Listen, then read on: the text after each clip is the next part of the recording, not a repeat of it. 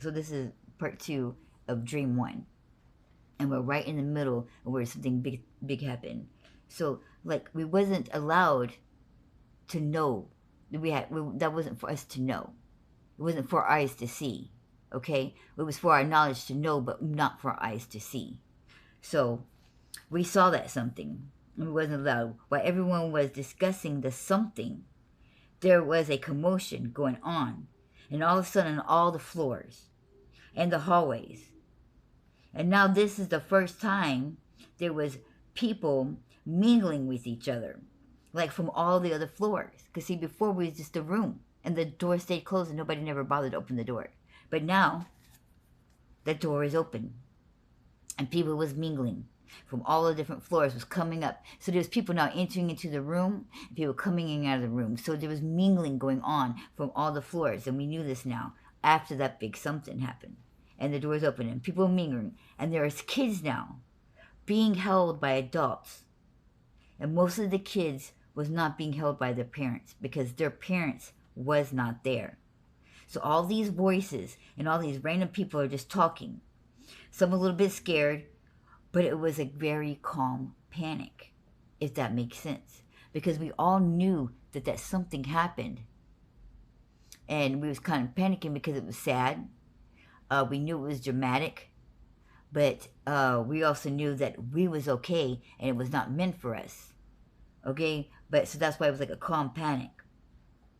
But it was it was more of a word confusion type thing. So I go closer to the door because I'm wondering now. Hey, that door is open, which is before it was closed. So now I'm going towards the door, and then I see this man. He looked like he was, had a very hard life. Like he just worked his butt off his whole life. He just looked rough, but I mean, and not in a bad way, like, but he just looked like he was a dude that just worked very hard. Like, I mean, have one of those hard manual labor jobs, okay?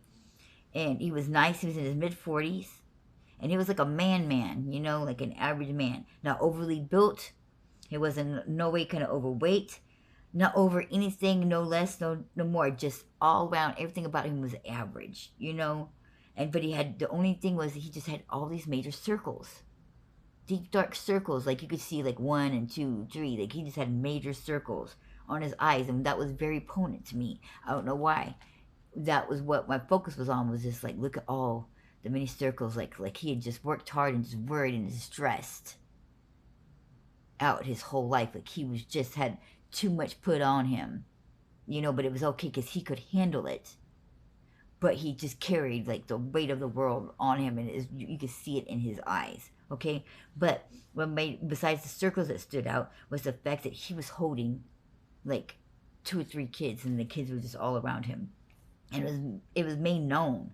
Like I just knew without a doubt that he was the person who was in charge of taking care of these children. Like he was responsible for all these children that he was holding, and which normal people would have just thought that was weird that some strange dude was carrying all these kids, and they wasn't, and that didn't say it didn't belong to him.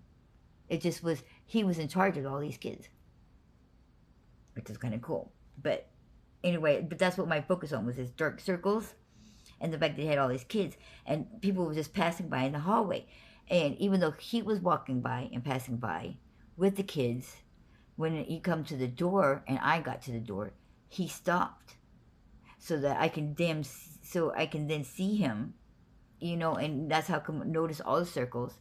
And he's just letting all the rest of the people go by in the hallway and just mingle in and out. Like, so while I'm standing in the door, there's people coming in and out, brushing my shoulder in and out, and he's up against the wall, so to speak, holding the babies, and there's people going this way, and of course there's people coming in and out the room. Everybody's just kind of mingling and going, and at this moment, I'm the only one stopped, and he stopped holding about 3 or 4 kids.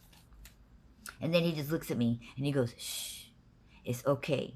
They're all going to sleep so they don't get so they get passed by the angel. And I'm just like, what? So I turned to look behind me, and in the room, all the people was going to sleep. All of them just all went to sleep. Oh, this is getting to me.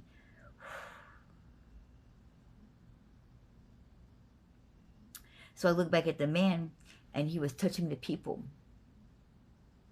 that was next to him or walking by. And as they was coming by, and the little children, what he was doing, he just laying his hand on them. And as he laid their hand, they just went to sleep. Just right where they was, just kept falling down, just went to sleep. And then I happened to look outside the window because I wanted to see what was going on with the people outside the window, which is really weird because I was by the door.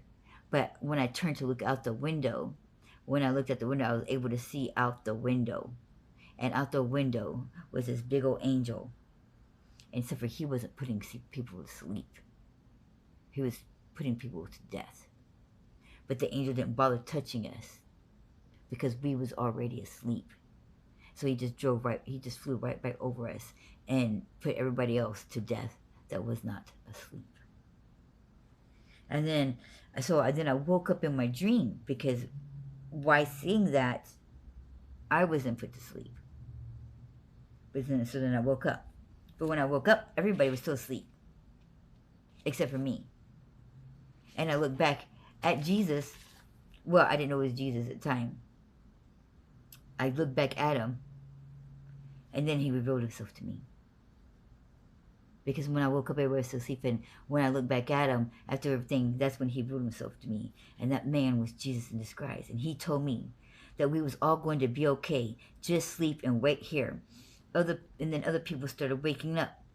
And I'm like, it's Jesus. It's Jesus. That man is Jesus. I was so excited. I had to spread the good news. I was like, we was all in the presence of Jesus. That man is Jesus. The one holding all the kids is Jesus. And when they began to realize that they was in the presence of Jesus, they began to faint one by one. Because not only was it in the presence of Jesus, but he literally had put his hands on them to put them to sleep. So when they came to this realization and in the awness of his presence, they all fainted. They didn't go back to sleep. They fainted and was just passed out. And I had these, I didn't faint because I was too busy telling people, but I got the heart, I want to say the heart attack, the pressure, and the vibrations all over my body because my body was trying to faint. My body was trying to have a heart attack. My body was trying to pass out, but I didn't. And instead, when I went to go faint, I fell into myself and woke up. If that makes any sense. So instead of fainting in the dream, when I did go to faint, I just fainted into my body and just was wide awake. And that's why I was stuck laying there for like the 20 minutes, feeling the vibrations and feeling that like heart attack, but not really, from being in the presence of Jesus. And oh man, it was so amazing. I don't know how to explain that, the vibrations in the body and the shockness and the awness, and I guess that's why it was like having a heart attack, but not in pain because I was super excited that my heart just wanted to explode. But it wasn't in pain, and it wasn't like, it wasn't like to where I could handle it. It was just everything all at once. It's feeling every single feeling all at once, and having all chaotic and all just like a million things at once, but also at the same time so calm and so steady and so peaceful that all I could do is just lay there freezing. And my body felt that. My body felt the presence of Jesus for like 20 minutes after waking up from sleep. I literally could not move. And I wasn't like trying to move. I don't know. I told myself to get up and move, but I just lay there in shock and awe. Like, I bet if I tried to, but I didn't even try to. I didn't want to. I didn't want to lose that feeling. I didn't want to shake it off. I didn't want it to end. It's hard to explain, but I guess not because I'm explaining it, but it just, oh man, that feeling. To feel everything all at the same time and just and also be so peaceful and so calm. But then here comes dream 2.